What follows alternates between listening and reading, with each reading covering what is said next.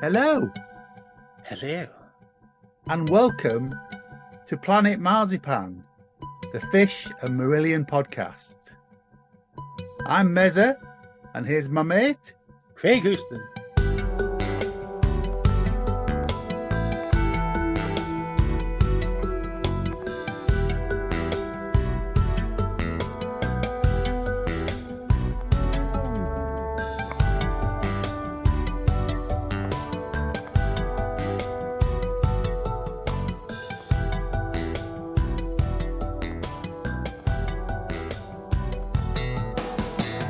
Hello, welcome to Planet Marzipan. I am Mezza, and I'm here with my friend who has got a mouthful of chocolate biscuit, and is called Craig. Ooh. Fake cat. Go for the Kit Kat. We welcome back Mikie Kay, Hello, hello. Tennick, Hello. and James Levey. Hello. And we're still here. So weeks passed, but we're still here to carry on talking about Afraid of Sunlight. If you didn't hear episode 1, we absolutely trashed the album. So you need to go back and listen to that. You need to go back. Yeah, absolute car crash. You need to listen to that. And the new Brian Wilson album. I'd love to hear that. We went through the lead up to the album and the tracks on it. We're now going to pick up with the remix of the album. So Afraid of Sunlight was reissued by Warner's, and it featured the 2019 Mike Hunter remix. Not going to go through it track by track. But the thing is, this is the second. For those of you that can't see, because we're audio, of course. Yeah, but this is the second issue. Remember, because there was the 1999 24-bit remaster. The remaster. That was a remaster, not a remix, though, wasn't it? Yeah, it was a remaster. Yeah. So, what are your thoughts on the remix? Do you want to touch on the story of it? Yeah, go on. Do you know the story of it? No, that's why I'm saying, go on. Because the Par Street lost it all, didn't they? Because Yeah. Oh, that bit. Yeah. Sorry, Yes. yes, I know that. Yeah. Go on. Yeah. Go on, So James. when they got all the tapes back at Racket to start putting it all digital, and Mike to start on it, they realized it was mislabeled, bits were missing, and so he had to go back to the original DA88 and High 8 tapes of the masters to basically piece the album back together, take by take, overdub by overdub. There's basically, it was a Racket. There was a huge cardboard box full of these tapes of the different sessions, the different outtakes, and everything like that. And basically, Mike did an amazing job of piecing it all together to build the new version. Yeah, because that must have been a mammoth task. Because he's never had to do anything that big and that bad. No, I mean, even down to the tracking down the sound effects were on, and all the news bits, which were on a single DAT. Which was up. Would that include like rebuilding that intro to the first track? Oh yeah, everything. That's mental. Yes, it took him quite a while. Right. Yeah, it was on a DAT that was sort of labeled news, hiding in the attic. So all that said, bear in mind, Mike put a lot of work into this. What do you think of it, Craig? I'm not a great fan of it. I love the original Dave Megan mix. It's the same. It's the same with me with Brave. I just like what was there, and it's the only real time with the reissue so far, because I absolutely love the remix of Season's End and I absolutely love the remix of Holidays in Eden. But the Brave one and the Afraid of Sunlight one don't really do it for me. And is that because it's your favorite two albums? It probably is. It's probably that they're so ingrained into my head the way that they were. Yeah, I quite like the 24-bit remasters from 98 and 99. But going back to the Dave Megan ones, I just love them. So that's really interesting. That's just my personal taste on it. So I get it for Brave, because there was a difference. I mean, I think the only that's really quite odd because I feel very differently. This is one of the strongest remixes for me. And I think, as was it Mikey mentioned earlier, like the strength in Pete's bass on it and all that kind of stuff. It just, we'll talk about the surround sound later, but even as a stereo mix, I just think this sounds absolutely brilliant. I love the Dave Egan mix, and I've been bouncing between the two for the last 3 or 4 days, and like, going, is that different? Is it not? Oh, I don't know. And I think I got myself confused in the end, but I love it, and the bass is so strong, and it's just it drives so much of the album. Yeah, James. I like both. I think that Mike's remix brings out different parts of the songs, maybe because he's used slightly different takes or slightly different overdubs. I see it equally as each. Like I think on the remix, the remaster, sorry, the one I really like more is the way he's brought the drums out, because I think the drums are far sharper in the remaster than they were on the original, and he's changed certain things. Like I was listening to it earlier. If you listen to Afraid of Sunlight on the chorus, you hear on the original, you hear very much the cymbal, that he's hitting the cymbal, and it's quite high up in the mix. Where on Mike's version, it's not. And for me, sometimes is also in Dave Meegan's version, it seems H is quite front and center in the mix, whereas some of the bits of the music are buried a bit deeper and you can't really hear them. Whereas in Mike's mix, there's more clarity and there's a bit more separation and things like that. So I like both because it gives it a different atmosphere, and you go, oh, I didn't hear that before, and I haven't heard like with I think it was Gazpacho, not when the chorus parts you hear like an acoustic guitar or as a chorusy guitar playing in the parts that you didn't hear in the original and things like that. So yeah, I like them both. Yeah. I think if I can sort of jump back in, picking up on that what James has just said. So the thing I like about the Mike Hunter mix is, so a lot of people are really good at mixing things so that you don't necessarily notice them unless they disappear. Yeah. Or unless they've gone, and Mike does that. There's things there, and I think bringing that cymbal down is an example of that. And H's voice being mixed slightly more within the mix rather than on the mix. He finds that space, but nothing is offensive. It's a bit like you were saying on the recent Fish episode we did. Is it? Yeah. Is this applying a more modern sensibility? Yeah. Although there is one bit, I must admit, I correct myself. There's one bit I don't like that he's changed. Okay. But I understand why now that James has said that he had to rebuild everything. So the John Lennon bit on the original, where it gets that really spacey echo, as it comes into the middle, it gets that really spacey echo on it, and then disappears off to the left speaker again. It doesn't do that on the other one. It just goes from left to right without the big echo in the sort of spacey psychedelia bit. It just fades across. There's not the big echo bit in it. Okay. And the other bit is, sorry to jump in, just in the last bit of the mix, at the end of King, you hear these voices that come out at the end. Yeah. I've heard a mix. They did a mix. Dave Meegan did a mix, and I think they called it the heavy metal mix, where that was really loud, front. What are they saying? I couldn't tell today. It is just gibberish. It is like somebody losing their marbles. Right. Because it's drenched in sort of reverb and everything like that, but it was really high on the mix. And same at the front, at the beginning with the guitar and everything, there was almost a metallic sort of banging in the background. So Mike's brought a little bit of that, so you can just about hear it in the outro mix. Sorry, I was interrupting you. A band sounding confident in any case has been just dialed up an extra notch for me with this remix.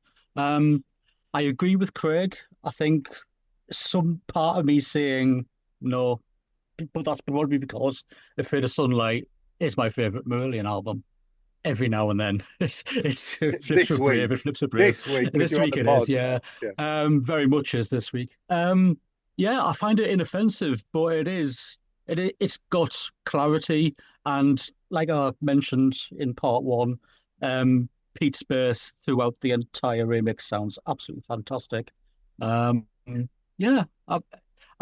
was disappointed with the Brave remix, I have to say, but this one I don't have any problems with at all. Okay. I like James said, I think, and Grace says, I like both. I think they've both got their place.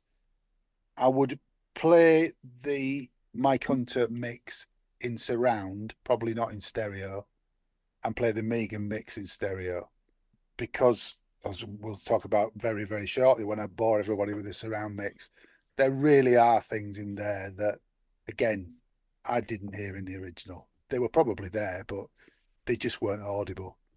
And the amount of space that is in this mix compared to the original, it just sort of makes it more light and airy, I think, for me, for my old ears.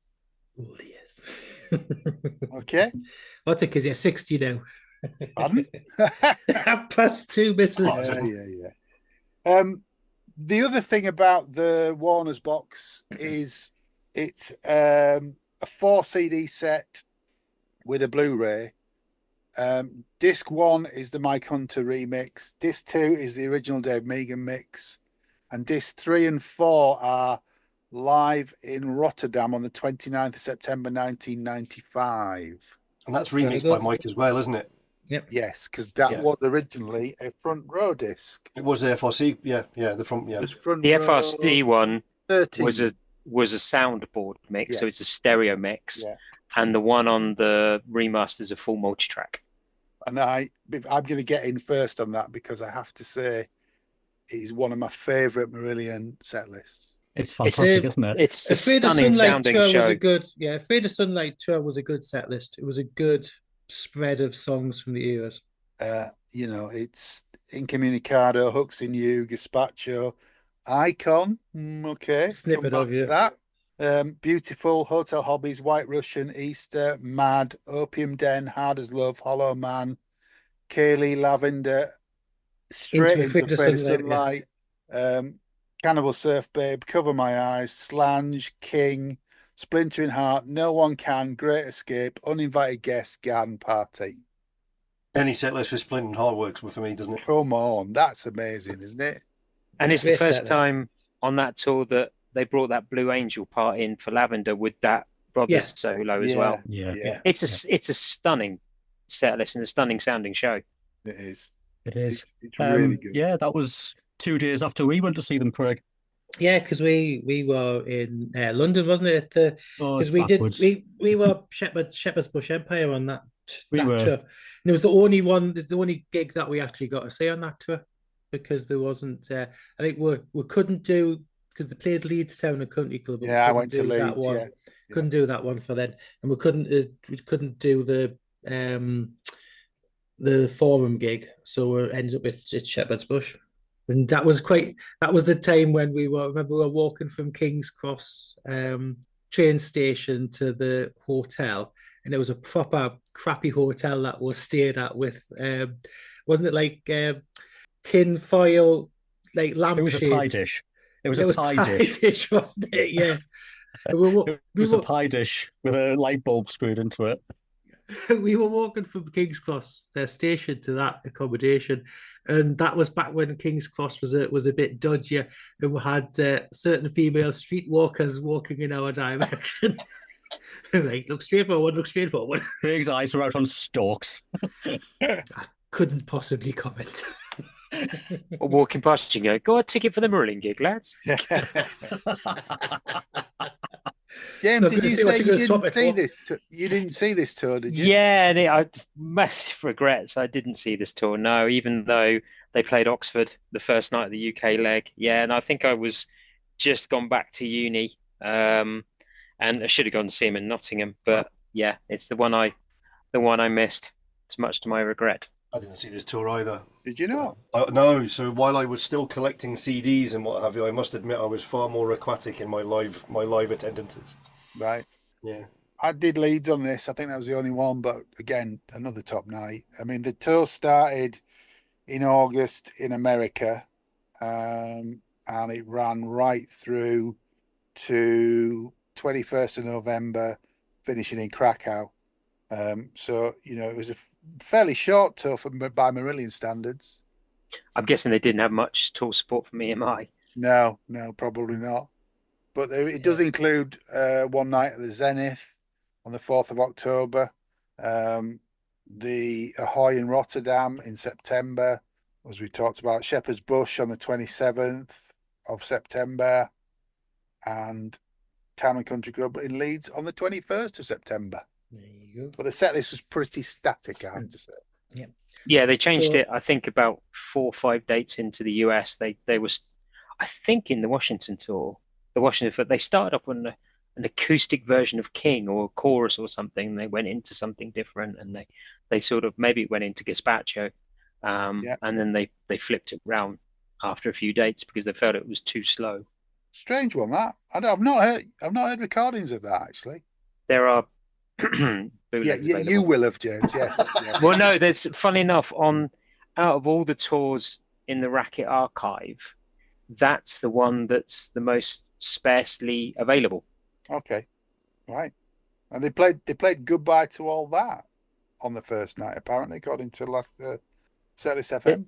Yeah, there is a tape of them rehearsing for the American tour, and they did play, I think, the first 3 or 4 songs, maybe even 5 songs of Brave, because they didn't tour America with the Brave album. They thought they'd throw in a whole chunk of Brave, but I think it was just slowing the set down. You're absolutely right. It runs from Runaway right through to Lap of Luxury.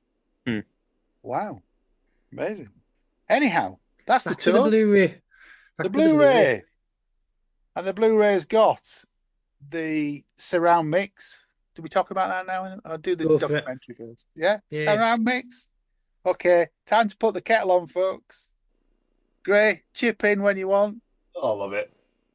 I love it. I've got some notes. I listened to it this afternoon and made a few notes.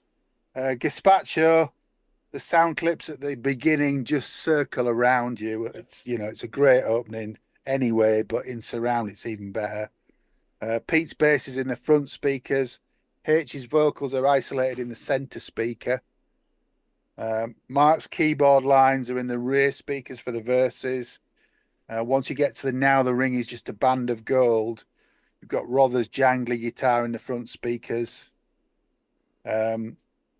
Outro, backing vocals in the rears, and then the helicopter pans around all the speakers. That's stunning. Cannibal Surf Babe starts with Rother's in the front speakers and the Beach Boy vocals in the rears. I seem to think the wobbly synth line, Mark's wobbly synth line, is a bit less prominent in the surround. I don't know if it is in the stereo than I recall. And H's vocal is isolated in the center speaker, but it's got some guitar spill in it. It's the only track where it's not clean. It's got some spill from other things in it. Beautiful backing vocals in the rears, H in the center as usual. Some lovely organ in the rear speakers, and then the solos in the front speakers. Afraid of Sunrise really opens up in surround. Some lovely bits of percussion in the intro. Lots of space and clarity in the mix. Out of This World, guitar, bass, and drums in the front speakers, and Mark with his colours in the rear speakers. Later on in the Things Fly section, Rother's picking appears in the rear speakers, and then there's that guitar solo in the front speakers. The audio samples are in the rear. The tango to bass is all in the rear speakers. And then I just got lost in this, so I stopped making notes because I was just enjoying it so much.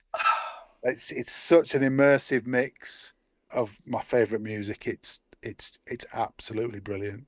So I think it's a stunning 5.1 mix.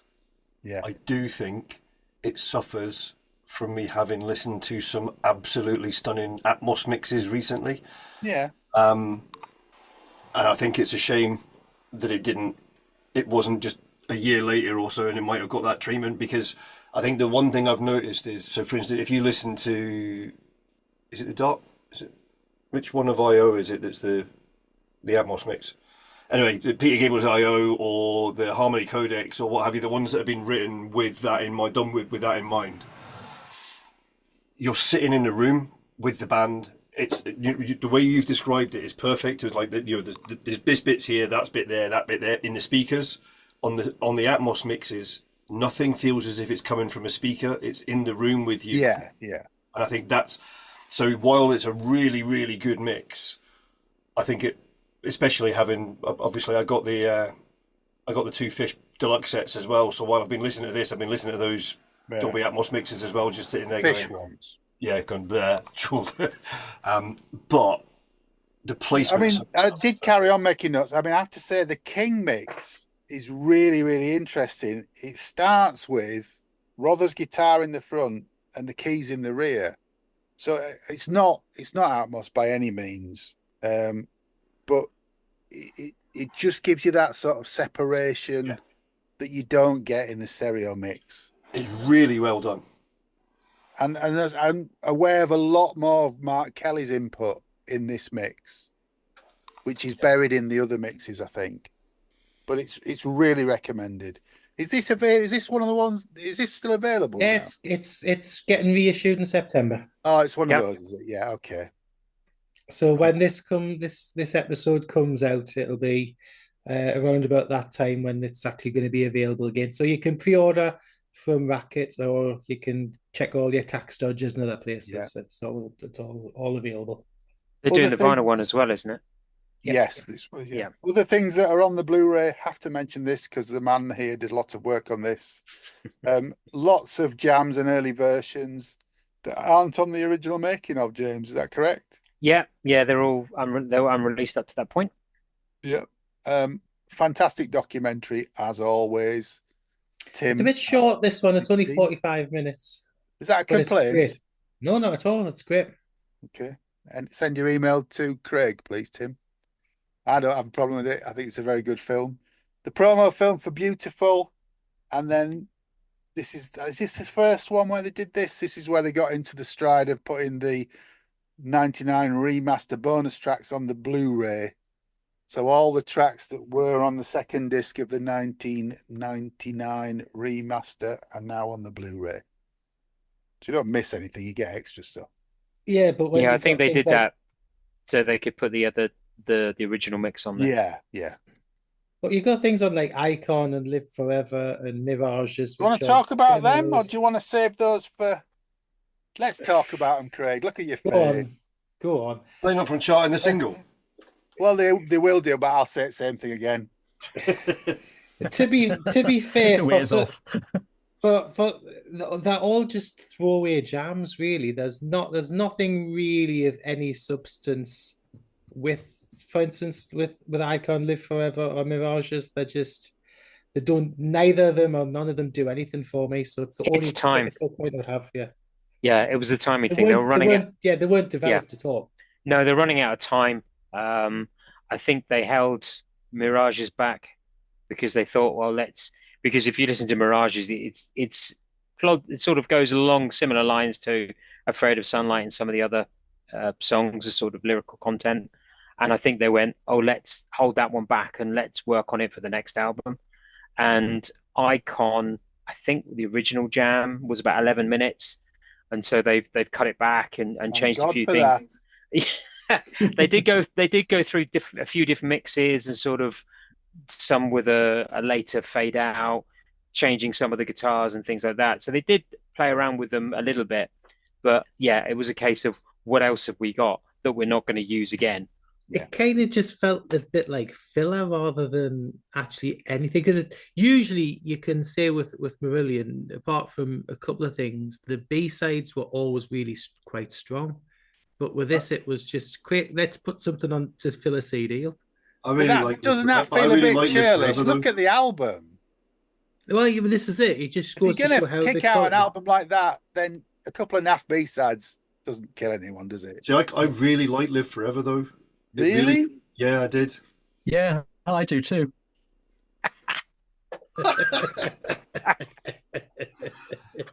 I don't know what to say to that. I don't know if it's because I don't know if it's perhaps because it was new music that was out before the album, and I kind of expected some of it to be on the album, so I paid attention to it when it came out on the single. You know what I mean? Yeah.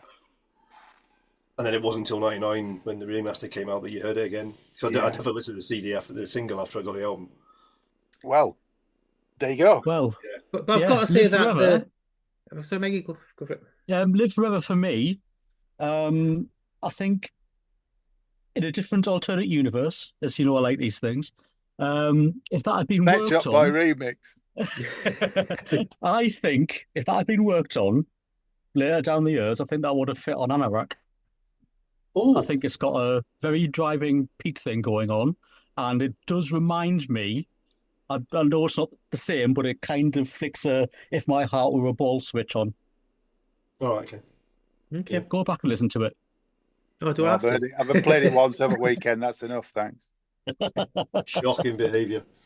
Yeah. Hey, But I think what's worth it for that on the bonus stuff was the what they call the acoustic, but it's not just a piano version of Afraid of Sunlight that Lucy pieced together. oh yes, off the remaster. That's stunning, So- isn't it? Yeah, because I mean it was like was it about like nearly 45 minutes worth of stuff? They snip it all down to make it Yeah, 5 minutes. yeah. Yeah, Five there minute was version of it. there was two versions that he did, and it was him and Mark used to have evening sessions, just the two of them, where they went through song structures to work out all the chord changes and things like that. Then they would take into the next day when they're arranging the songs. And they did that for Beyond You, and they did that for Afraid of Sunlight, and they also did that for Memory of Water, but that's a whole different album. And they did it through Brave, they did it through Afraid of Sunlight, bit on TSC, and then they stopped doing it. Right. Okay. Well, there you go. Should we talk about the sleeve? Yeah, but I think if anybody hasn't got the deluxe version of Afraid of Sunlight yet, they really, really, really need to buy it because it's an absolute corker. There you Okay. go. I'll The sell Craig it. Prime cut. Oh yeah. What are your views on the original album sleeve?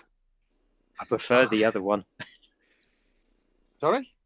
I prefer the other one. Prefer the Day Glow Jesus. Yeah, I do. Yeah, I do. I prefer the newer version. I yeah. wasn't. I never hated the original one, but I never thought it was one of the stronger covers. Mikey? But See, no, I don't like it. And what I used to do and still have got, I'll show you guys. Yeah, you've I turned used it to around. Yeah. turn the sleeves round, so I've actually got the back cover as the front. I did that with the remaster, the '99 remaster, because I quite like the way the lettering was Yeah. over the front of the Dayglow Jesus. But no, I kind of sit in the age camp, which is, it's all very well and good not to have a Jesus on the front cover, but you can have a suspect pubescent boy on the front cover. I was going to say you can edit this bit out, but it smacks to me of Roman Catholic paedophilia. It drives me up the wall. Hell. I look at it and go, no. You need to edit that out, Craig, because I'm going to say I love this. I much prefer this. Do you? no, I'm keeping it all in. Not for the reasons that Graham's just said. I think it's a It's really bit striking Caravaggio image. for my liking. I think it's a I really love the striking Ring of image, Fire. the original. I love the Ring of Fire, and I love the way that that's used to in the other artwork. So in the stuff that you got on in the CD singles, the cards and the postcards and all that kind of stuff, you've got that ring in all the artwork. I think that is really quite. But I just don't like the picture in the middle. Yeah, you've got the ring. Yeah. You've got the Ring of Fire, the Crown of Thorns, haven't you? Within Yeah. a whole lot of it. Yeah, and all of the artwork for Afraid of Sunlight is gorgeous. The front cover doesn't fit with the rest of the imagery. Yeah, because the Dayglow No. Jesus is that psychedelia piece, isn't it? Yeah, it's great. And it looks. And It could be a stunning. dance, but it could be a dance record. That. And Well, it's I not don't know. right. It's not right for what's inside. Yeah, but for me, that's not right either. I think for me, with coming off the iconic album cover for Brave, and then seeing that, it was a bit really for me. yeah.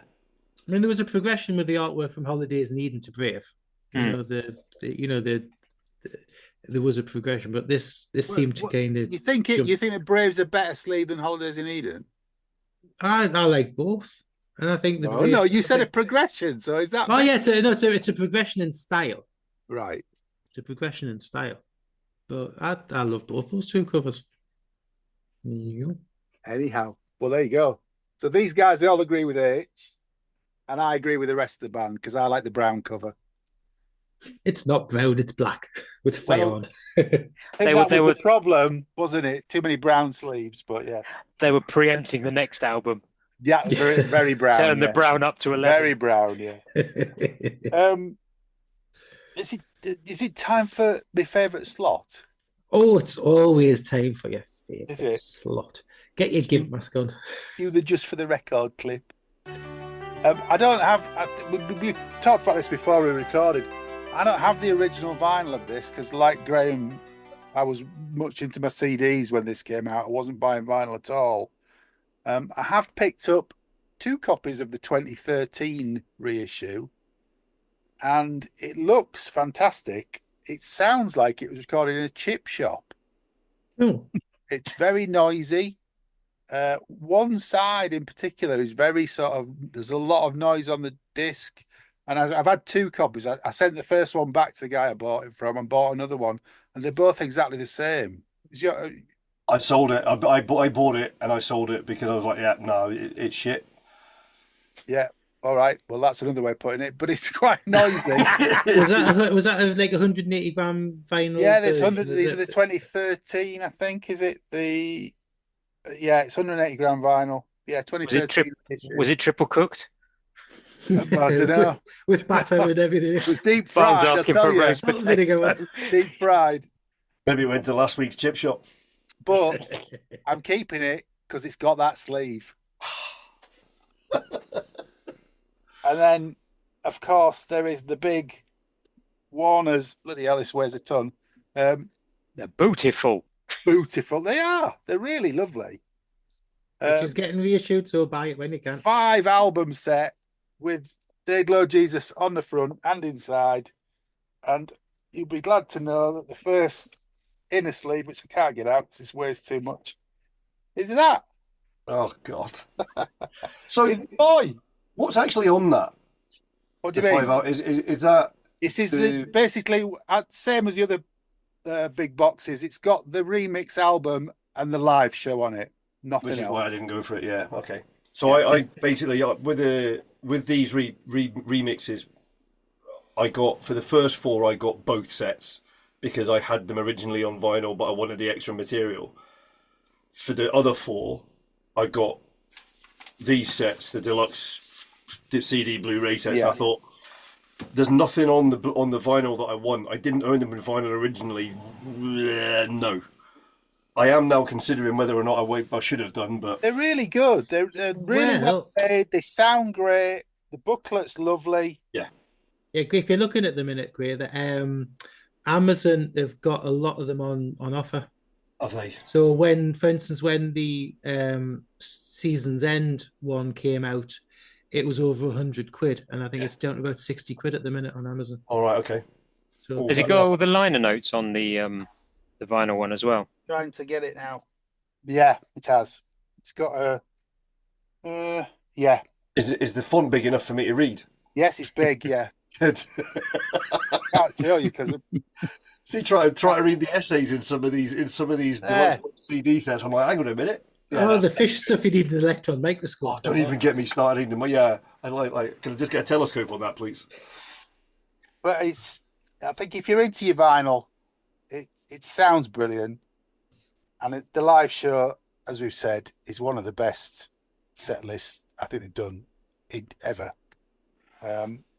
So get it while you can. Is my advice.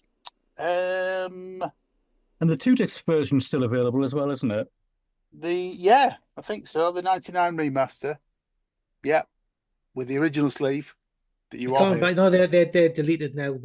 Are they? You still got it on Amazon, I think. Some of them are, yeah, but a lot of that stuff's gone. And also, AMI have been taking off the 24-bit remasters off the streaming services. Okay. So there's not. You can still buy the 1-disc version of some of them at Racket, I think. Yeah, just Right. while stocks last. Yeah. We've already alluded to one of the front row discs. So front row 13 is the soundboard of the Rotterdam 29th September 95. And then front row 27 is Cambridge Corn Exchange on the 17th of September 1995. It's nice sound, but it's not a patch on the one in the Warner's box, as you'd expect, which was from Multitracks. And One there's thing, a front row club also from a radio acoustic gig from the promo tour. Luxor, is that? Yes, You've got it out. It's behind me. there you go. The 27 one. Yeah. 27 is Cambridge Corn Exchange. Yeah. It's quite a good set list, that. Yeah, it is. now the only time that we've actually seen the album performed in its entirety was at Butlin's, wasn't it? Yeah. It's going back to that was the first Butlin's, wasn't it? So you're looking at 2003.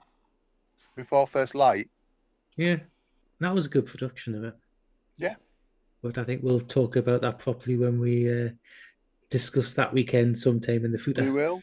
It's worth saying, if you're really into the making ofs, there is from Dust Till Dot Volume 1, which is Refracted, isn't it? Refracted, that's the word I'm looking for, which is available on Bandcamp, I think, isn't it?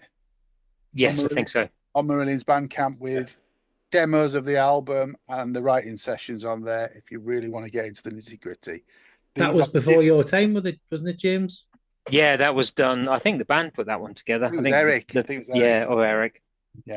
But they're disc different 2. tracks to the ones that are on the Yeah, the YouTube. Refracted has got some of the alternative versions, i.e., where the lyrics or the music weren't exactly the jams that became the songs we know. So it's an alternative. Maggie? Yeah, disc 2, track 18, Beautifully Disturbing. I think it's wonderful. It's mad, goes all over the place.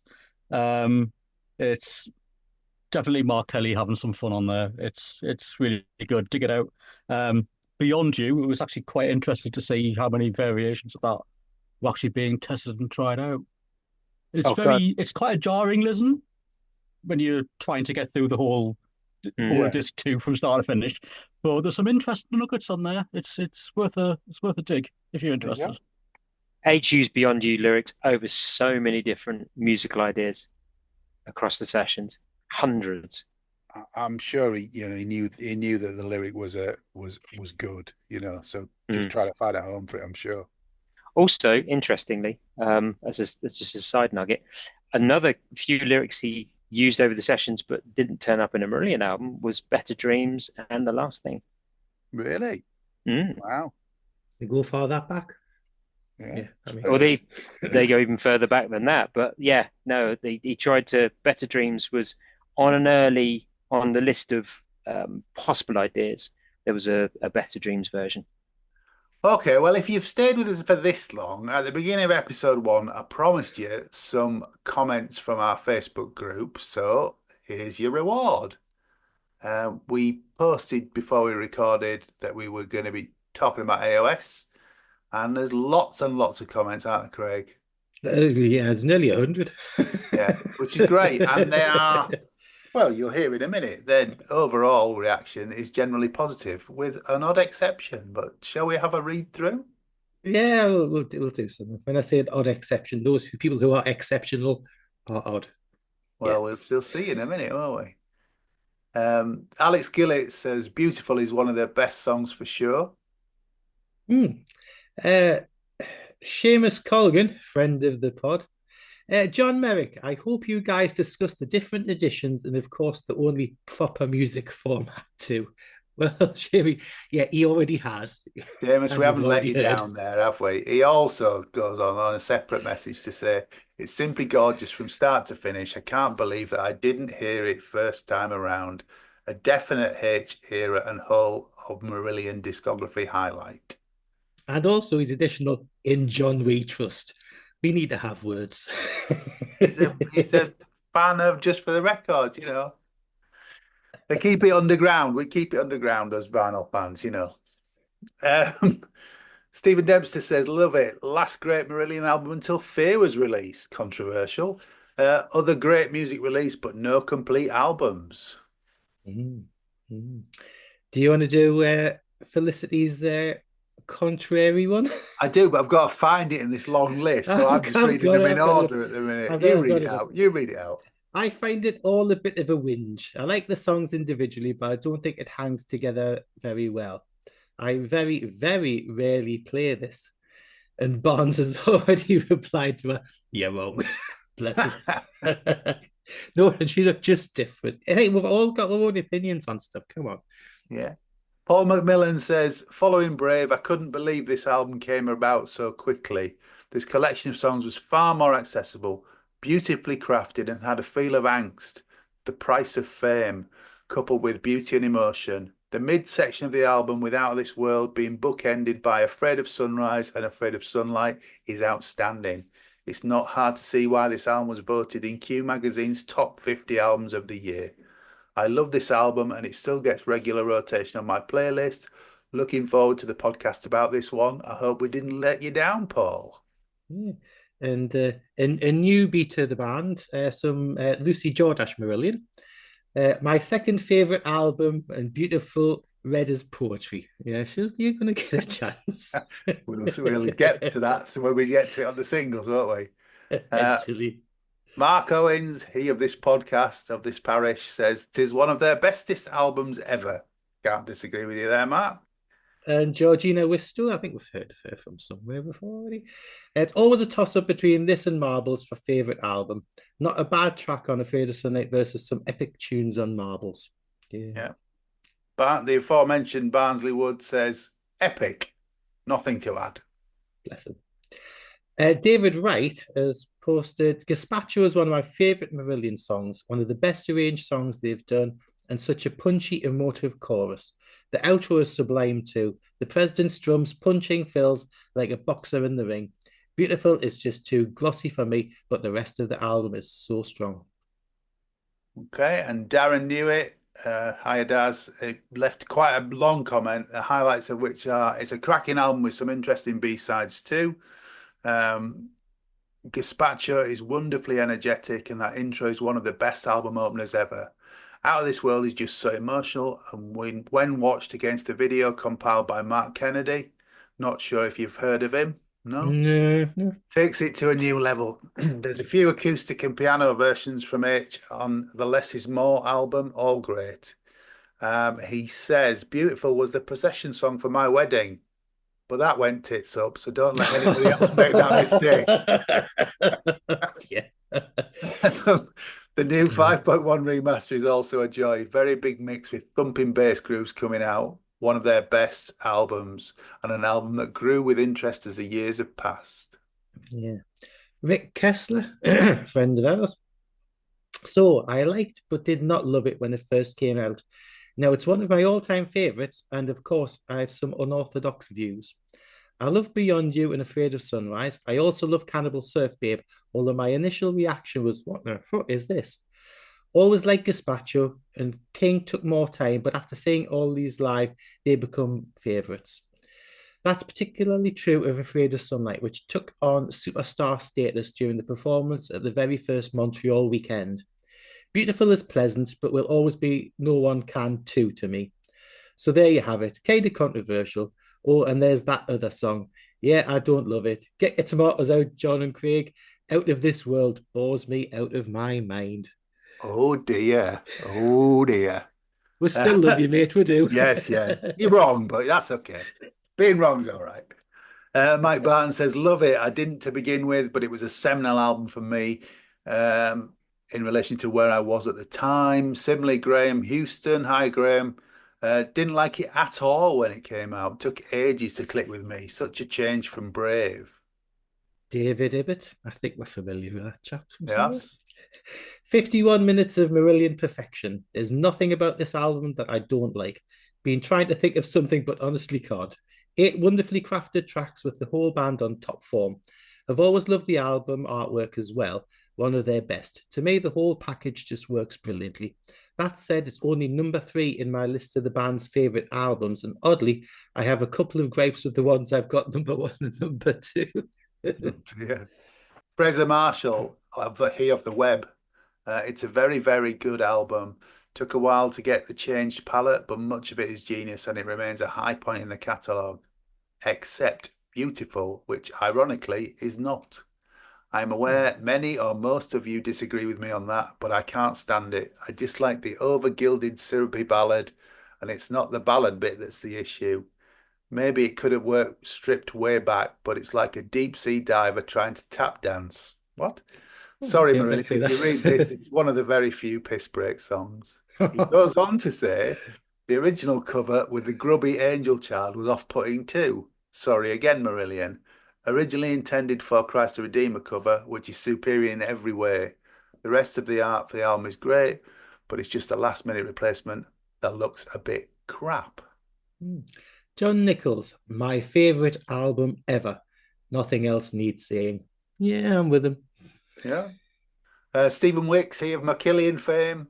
I don't mean to be controversial, but Beautiful and Cannibal Surf Babe are really not my cup of tea.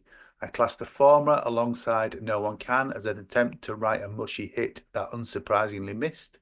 I also think King is overrated and a bit of a mess, in my opinion. Sorry. The album is saved by the sublime Beyond You, Afraid of Sunlight, and Out of This World. All three showed exactly what H can do when he wasn't trying to write soppy love songs. Hamish Mackenzie, their best album up to that point, and only bested by Marbles for me. Yeah. Close. I'm close with him. Yeah, I'm close with him. Yeah, I'm yeah. close with him. Yeah. Kieran Buxton, I still think it's the best B-side of any album, not just Marillion. The first half songs are good and live are good and live even better. The second half though is sublime, and you could just listen to that and be more than happy. Totally agree with you there, Kieran. I like this one. Andy Davidson says of the Hogarth era, only Brave can beat it, in my opinion. Yeah, John Gray. I like this one. Beautiful sounds like it belongs in a Disney cartoon. Oh, or maybe the bin. Harsh, bless you, harsh. Afraid of Sunlight Through to King is one of the best sequences of songs ever written, though. Not just by Marillion, ever. Wow. Kester R. Love it. The first album I bought new on release as Brave had got me into the band. For me, Cannibal Surf Babe is the worst thing on it because it's merely good. It'd be great to hear it live again. I'd love them to make another album of this ilk, i.e. 8 songs, none of them very long. Yeah. Brilliant. I mean, I wouldn't complain if this set of Marillion weekends just happened to revisit Afraid of Something. Well, yeah. Well, as we talked about in the episode, it's 51 minutes, but it just doesn't feel like 51 minutes, does it? Yeah, unlike our podcasts. Yeah, which well done for getting this far if you've got this far. But yeah, thanks again for all your comments on the Facebook group. We love the interaction, and we will be posting again about the things that are coming up in the next few episodes. So please have a look in there. There's lots more comments beside what we've read out to you there. But thanks again for your support with that, everybody. Cheers, guys. Well, it just goes to say thank you I've lost you because I'm on Facebook. I can't see you. It just goes to say thank you to our guests. Thank you, Mikie Kay. Do you not want to do Stand up and be beautiful? Do you not want to do a what we think of the album Genius or Bollocks, or we're just leaving it at that? Is there It's any just point genius. in it? It's just genius. Yeah, so so I have a confession to make. Yeah. This was the last Marillion album I bought on release until Somewhere Else. Wow. Blimey. And it wasn't through any choice. I was still a member of the bulletin boards. I still read everything and what have you. Just for some reason, my life went a completely different direction. Because not long after this, I joined the army and then went away and I was doing all that kind of stuff. And the gap was a hell of a... So I was aware of anorachnophobia. I was aware of all the stuff that went on and what have you. And I was watching from afar, but I did not buy anything. And I actually didn't listen to This Strange Engine or Marbles until after Somewhere Else. Cool. Wow. Yeah, so Despite this to me, this was a defining point. Yeah. It was a defining point in my Marillion listen. Yeah. We broke away with this album. Yeah. So there's no point in Genius or Bollocks because it's genius, isn't it?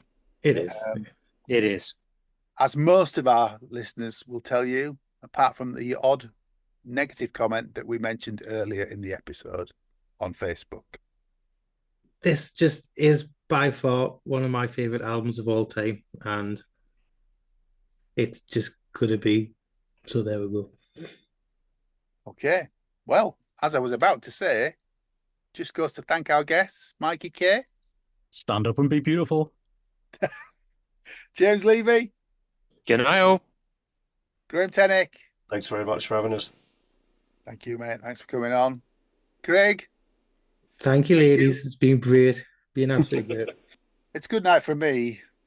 And it's good night to me. Take care. And stay alive. Hey. Hey.